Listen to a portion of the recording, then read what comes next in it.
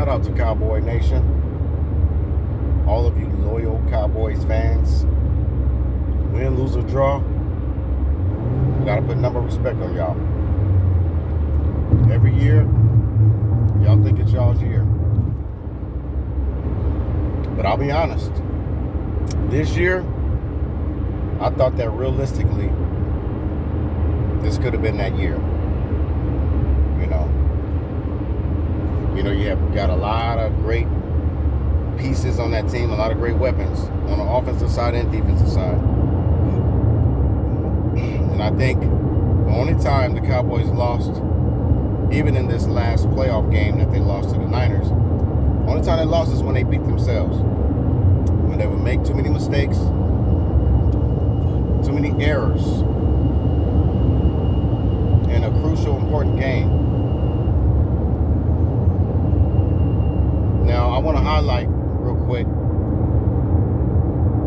some weak links that are on the Cowboys right now that need to go.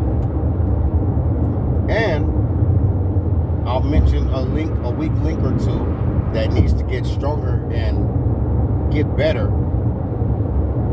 or else they need to go too. The first weak link is the coach, the head coach, the head of the snake. Get him out of here. Get him out. Take a hike, McCarthy. Just go home and continue eating your donuts, drinking your coffee, and eating your gourmet meals, because it seems like the food has been more important to you than actually building a relationship with these young men and developing a real elite team. I used to get so sick of you just looking at your, the playbooks like as if you're not even calling plays. You don't have no connection to the defense because Dan Quinn has control over the defense. You're just there, just to be a body, a presence, to represent the Cowboys. Jerry Jones, man. I don't know, man. I think somebody needs to get into Jerry Jones' ear and help him to wise up and not always choosing his coaching personnel based on whether he likes them or not, or whether he has a relationship with them in the past. He needs to do it basically strictly off of business.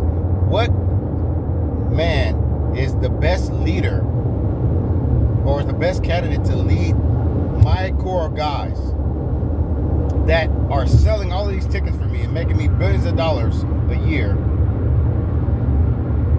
every Sunday? Who is the guy? So get the head coach out of here. If Jerry Jones don't want to go elsewhere, he don't want to go outside of the organization, make Quinn the head coach. I like him. I think he'll be a better players coach. I think the players will gravitate to him more, they'll respect him more, and they'll feel like they have a coach that really believes in them, and that's not there just because of his ego resume, his privilege, and the money. Quinn looks like he really cares. If I had to choose, I would say recruit Mike Tomlin from the Pittsburgh Steelers and bring him to the Cowboys as the head coach. Y'all have yet to have a black head coach. I'm not trying to make it about color, but why don't you make some history, Mr. Jerry Jones? Mike Tomlin is a player's coach. This man can wrap his arm around any player, get in their face, cuss him out, and they still gonna respect him. You know why? Because this man is a genuine player's coach. Even Sean McVay, I like him. He's a good player's coach. But like I said, if you're not gonna go outside of that box, get rid of McCarthy and make Quinn the head coach. Prescott. I like the guy, man. I really like Prescott. He's a very stand-up guy. He's a competitor. He doesn't get discouraged when he makes mistakes. He just keeps right on playing, and then it seems like he got to always throw 2 picks before he gets going. It's like, you got to throw 2 picks before he want to make a comeback and do something good. I mean, you led the league in interceptions, Mr. Dak Prescott. It's not good at all.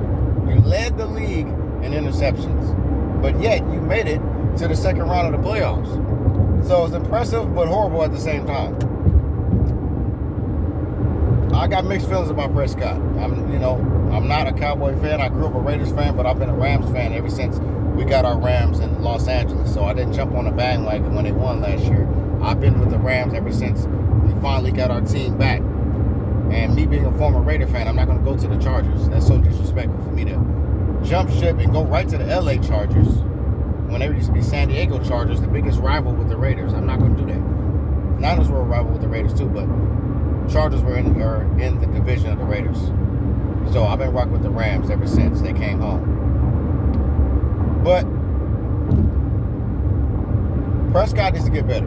They need to either develop him, get him more skilled, or if Tom Brady, even though his family should be first, if Tom Brady don't want to retire, Jerry Jones better try to call him up and just try to swap Prescott to Tampa Bay and bring Tom Brady there for about 2 seasons. You think Tom Brady can't help them get a championship with all them pieces they got at the Cowboys? So, the guy that's the most important on the football field on offense is the guy that gets the ball snapped to him first, which is the quarterback. So a lot of things got to happen through the quarterback. Tom Brady don't make as many mistakes as Prescott, even though he's much older and he's not as mobile. Get rid of Elliott. Take a hike, Elliott.